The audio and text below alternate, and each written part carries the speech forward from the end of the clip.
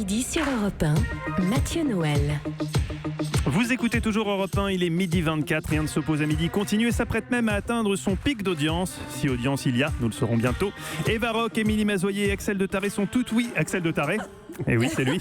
Ils sont toutes oui, Axel de Tarlé aussi. Et pour cause, il leur est contractuellement interdit de moufter durant la chronique de Guy Carlier. Aujourd'hui, Guy, je ne sais plus trop quel est le thème de votre chronique. Vous avez changé de sujet à la dernière minute pour des raisons que j'ignore.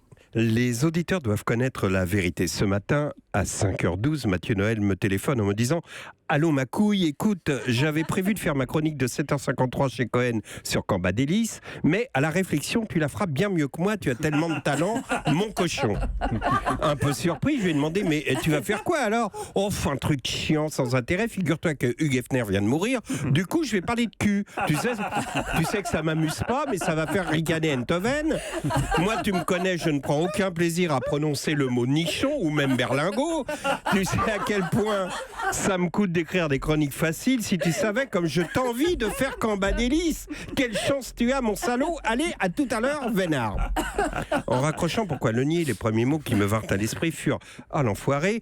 Car je voudrais que nos éditeurs prennent conscience du degré d'abnégation nécessaire à l'écriture d'une chronique sur Cambadélis à 5h13 du matin. Certes, quelle que soit l'heure de la journée, Cambadélis ne présente aucun intérêt. Mais à 5h13 du matin, si on en avait pu faire une radio de ma boîte crânienne au moment où j'ai demandé à mon cerveau « Dis-moi, cerveau, qu'évoque pour toi Cambadélis ?» on aurait nettement distingué sur le cliché une étendue totalement vierge sur laquelle était planté un panneau indiquant « Ici commence le désert de Gobi ».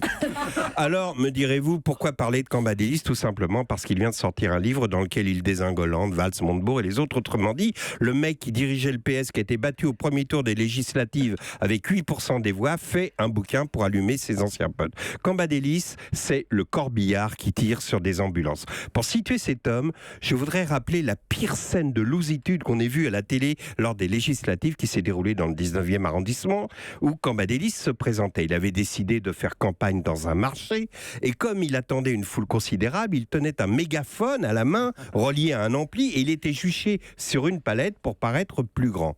Mais les chalands du marché passaient devant le type au mégaphone, lui jetaient un vague coup d'œil et allaient s'agglutiner autour du stand voisin, je jure que c'est vrai, celui d'un vendeur de tire-bouchons.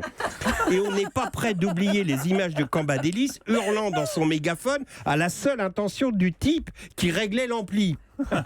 Normalement, un type normal aurait dû se remettre en cause. Moins intéressant qu'un vendeur de tire-bouchons. C'est dire à quel point sa défaite est annoncée. Seulement, comme il fallait payer le mégaphone, la palette et l'ampli de sa poche, il s'est dit, je vais sortir un bouquin. Après une discussion amicale, mais franche avec son éditeur, au cours de laquelle Cambadélis a expliqué qu'il avait envie de raconter sa vie, l'éditeur lui a répondu, oui d'accord, mais je te rappelle, Coco, que ton dernier livre, intitulé « À gauche, les valeurs décident de tout », authentique. Bon, déjà, je t'avais demandé, t'es sûr du titre, mais comme t'avais insisté, pauvre con, j'ai cédé. Résultat, on en a vendu 278 exemplaires. Chiffre exact également, évidemment, sinon ça n'aura aucun intérêt. Donc ta vie, on s'en tape, parce que si ton futur n'a intéressé que 8% des électeurs, tu imagines à quel point ils se foutent de ton passé. Non, si tu veux que ça marche, dis du mal des hommes politiques, dis qu'ils sont nuls. Il s'appelle Hugo, Lucas, Théo, enfin de ces prénoms à la mode lors du baby-boom de l'an 2000. Ils sont aujourd'hui en terminale. En histoire, ils ont appris les grandes heures du socialisme. Jaurès, la fusillade de fourmis, Germinal, les occupations d'usines. Leur père leur a chanté la chanson de John Lennon, Working Class Hero.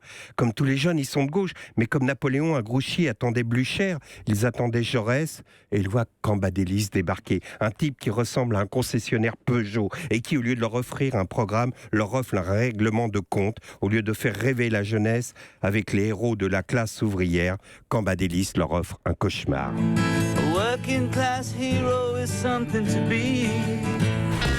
Bah tu vois ma couille, tu l'as mieux faite que moi cette chronique sur Cambadélis. J'ai bien fait de te passer ce coup de fil, on s'est bien réparti les tâches.